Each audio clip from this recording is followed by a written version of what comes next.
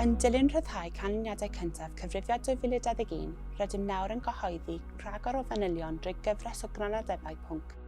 Mae Crynodeb pwnc Demograffeg ar ymfudiad Cyfrifiad 2021 yn cynnwys bwletin Demograffeg, sy'n trafod oedran pobl, eu cartref, eu statws briodasol neu partnerau sifil.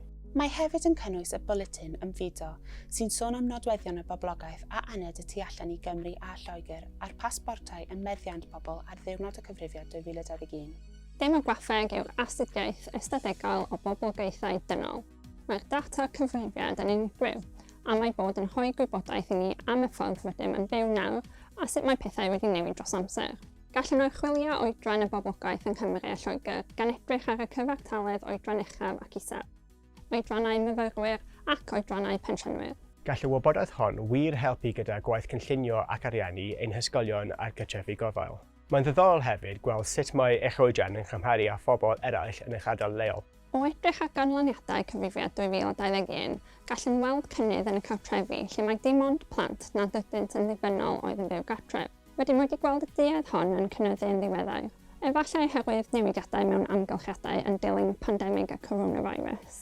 Mae'n bosibl hefyd fod mwy o bobl yn byw yn eu cartref teuluol am hirach, mwyn arbed arian neu am na allan fforddiau cartref eu hunain. Gallwn hefyd weld gostyniad yn nifer o pobl oedd naill ai priodi neu mewn partneriau sifil. Mae hyn yn dilyn y duedd o pobl yn priodi yn nes ymlaen mewn bywyd, neu penderfynu peidio â phrodi o gwbl. Roedd hyn er gweithaf cyflwyno priodasau o'r un rhyw a phartneriaeth sifil o'r rhyw arall yn ystod y 10 mlynedd diwethaf. Felly bydd yn ddiddorol gweld a fydd y tueddiadau hyn yn parhau yn y dyfodol.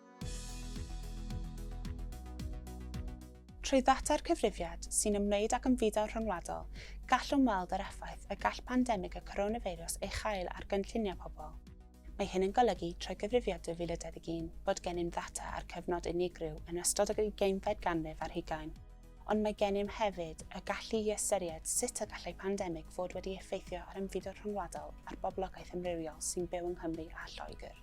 Gallwn weld bod rhyw 10 miliwn o bobl a oedd yn byw yng Nghymru a Lloegr wedi cael ei geni y tu allan i'r Deyrnas Unedig. Mae hynny'n 1 o bob 6 unigolyn, a chynnydd o 2.5 miliwn o Gyfrifiad 2021. Byddwn yn cyhoeddi canlyniadau ymfudo manylach yn 2023 gan edrych ar y swyddi yr oedd pobl yn gweithio ynddynt a ble roeddent yn astudio, a fydd yn dangos mwy i ni am y ffordd y mae ymfudo rhyngwladol yn cyfrannu at ein cymdeithas.